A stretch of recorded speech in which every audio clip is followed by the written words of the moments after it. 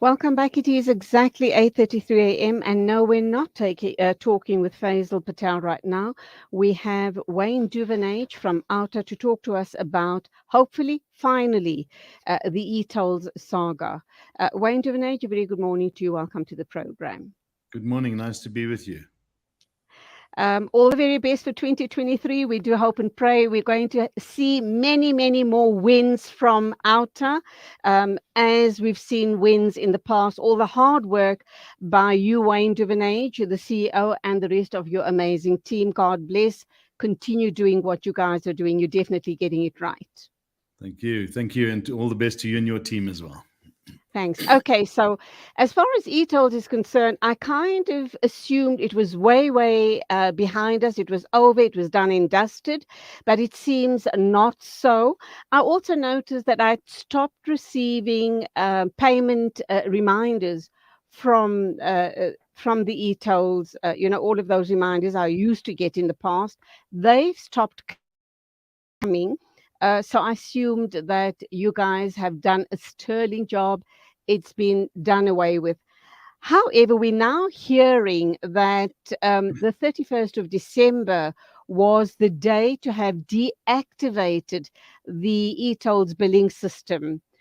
So what's gone wrong? Why has that happened yet? What does that mean to you and I as motorists, on these roads that we pass under those gantries and we get clicked and what have you? Um, is it truly done and dusted, or is there still a process to be followed? Well, it's crazy that excuse me, that we sit here today and this decision hasn't been finalized. So the decision has been made. The scheme is going to be scrapped, but there are some formalities which we can't understand why they haven't taken place over the last 2 months since the decision was announced at the end of October. And here we sit in the new year and in 2023, and they still have to fix up some of the agreements in the MOU between province and national. And I guess that's got something to do with how much is due by the province and how much time they're going to be able to be given to pay off this debt. And then there's the final step, which is the Gazette. Now, all of this could have been done by now. So again, this is, signifies ineptitude and incompetence and, indecisiveness by government. And we're not surprised. This has been going on for years now. This decision has just been delayed and the can kicked down the road. Essentially, it means nothing for those who have not paid, who have defied the irrational system, and rightly so. It is a bit of a problem for the few people who are paying, especially businesses who are paying. And most of the few businesses that are paying are doing so because they want to remain compliant on the basis that, there are rules that if they've been told, many of these big freight companies, and that if you if you want to do business with government, you have to pay your e-tolls. Now, for them, they're uncompetitive. They have to pass these costs on to their customers. They have to set up their systems to do so. And they've probably planned for the 31st of December. And now it's a problem because they have to extend this. So that's really only where the problem sits. It's now probably less than 10% of people are compliant. So for the 90% of people who've decided that's it, we're not paying, we haven't paid for so many years, there's no problem at all. Carry on doing what you're doing. There are no consequences if you don't pay. They cannot blacklist you. They cannot, withhold your licenses. There's no credit rating issues, no criminalization. All of that has been, proven as wrongful information, which SANRAL put out there in the beginning to coerce people to come on board. And you're not going to be expected to pay that debt back. But the problem is those who are paying and those who continue to pay are wasting their money as far as we're concerned. They're not going to get those funds back. No chance of a refund? I mean, those people that paid all these years? No refunds because, it's not for us to say, it's for SANRAL to say, but SANRAL doesn't have the money, firstly. Secondly, they haven't been billing unlawfully. So there's going to be no case, even if you try and bring a case, you get a refund. we don't believe there's any grounds for that. So can't see any refunds coming for those who have paid. Wayne, we've been talking about this issue for many, many years. Yeah. And I know that in several of the interviews, the one thing that you kept raising was the issue around the fuel levy. You Mm. indicated that that is where the government should be taking money from to service our roads, local and provincial and national roads. Uh, have they in fact done that? And if not, when, how they're going to offset all of the, the big deficit that they're sitting with at the moment, number one. And then number two, let's get back to the fuel levy and let's look at the deplorable state of our roads, all our roads. Can we as civil society not demand that government takes money from the fuel levy to fix our roads? All of those massive potholes that are no longer potholes, they are now mine dumps, Mm. really, it's crazy. Yeah, look, the fuel levy, they've got their money from the fuel levy.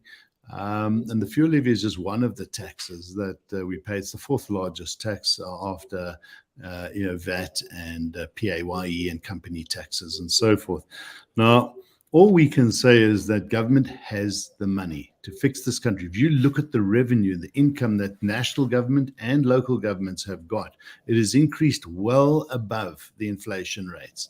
And there was a time 15 years ago, 20 years ago, a decade into our new democracy, where municipalities could cover and national government could cover the costs of road infrastructure and other infrastructure maintenance, such as sewage systems, which is flowing into our rivers and beaches now. And the problem here is maintenance. The problem with our government is it has a very short-term thinking. Maintenance is something that you have to do for the long term. So if a road starts crumbling, but it's okay for the next year and you don't maintain it, when it's okay, it's not okay. When it starts to crumble, it is going into a totally new process of having to resurface. And if you don't resurface it, you can't just keep fixing the potholes. It gets worse and worse each year. So our problem is a government that doesn't understand the need to spend money on maintenance. The maintenance budgets, if you look at the spending, the budget is there, but the spending continues to decline, while the increase in salaries to government officials and into consultants, so they don't even do the work, they bring in consultants. All of this is a sign of a government that's taken its eye off the ball on what its role is, its long-term purpose of spending, infrastructure, maintenance, and building. And what you have is bridges, you have roads, you have sewage systems, water systems collapsing. That's our issue in this country.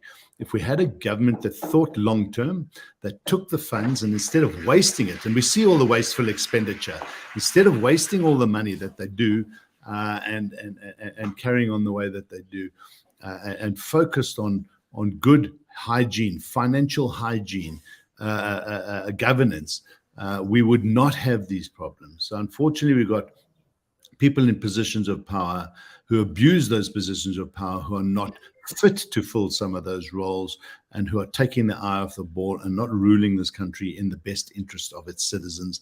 And that's why we have the problems that we have. And that's why we have bad decisions like an e-tolling decision implemented 10 years ago, which should never have been introduced in this country. Finally, my final two questions.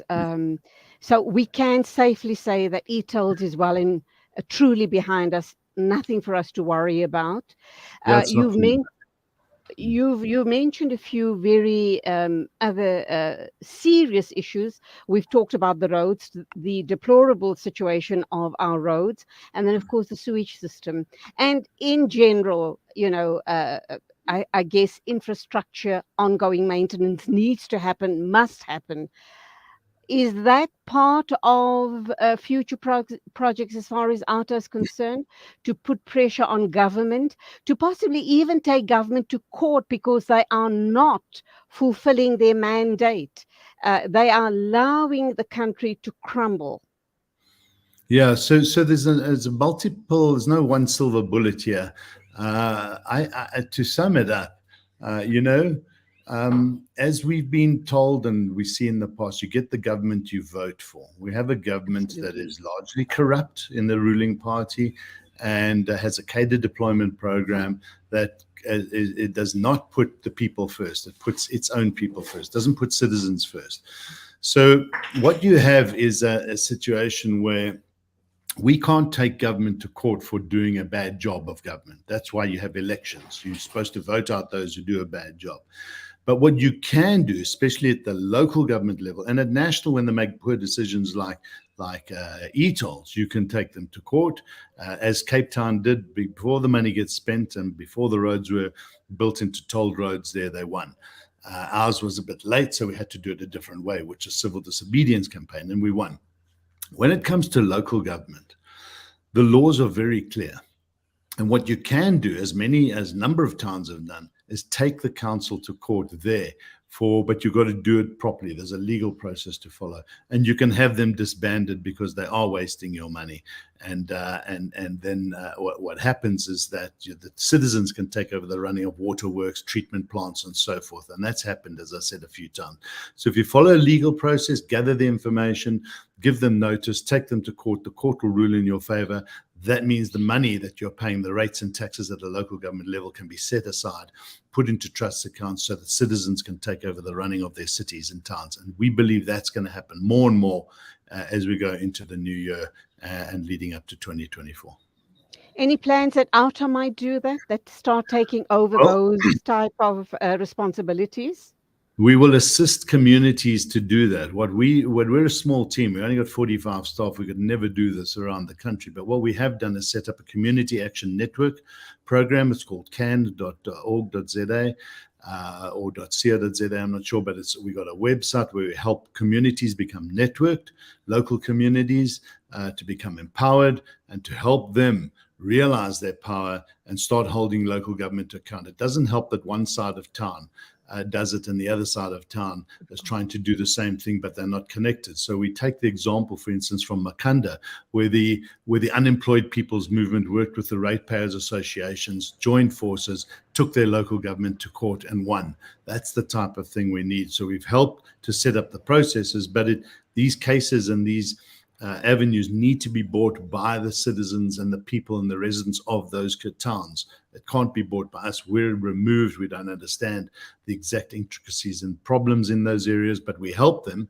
to coordinate themselves so that they can do this. And finally, you're a team of 45. Salaries need to be paid. We need you guys around, but we need to help you stay alive. How do we do that? Well, thank you so much, Julie. Look, we rely 100%, all our money comes from individual donations. We really do need more. We are struggling at the moment. We want to grow this team. So people can go to outa.co.za. On their website, there's a click now, join now button. Just click on that. It takes 5 minutes and you decide how much you want to donate each month to us. It really is important. Thank you very much for asking that question. We need citizens to support this organization. Thank you. Keep up the great work. God bless. And we'll talk some more in the future. Sure, we will do. Thanks, Julie. All the best. That was Wayne Duvenage from ARTA talking to us about obviously e-tolls. They being scrapped finally. Well, they have been. We've stopped paying a long time ago, but of course it needs to be gazetted, and thereafter it's done and dusted. Standing by is Faisal Patel, my colleague, to talk about something very interesting, I think, and very useful and very important, very especially for parents as well. We're going to be looking at how to track someone using Google Maps. I think that is the app we're going to be talking about, unless, of course, there is another app as well. So in a minute or two, we will be talking with Faisal Patel.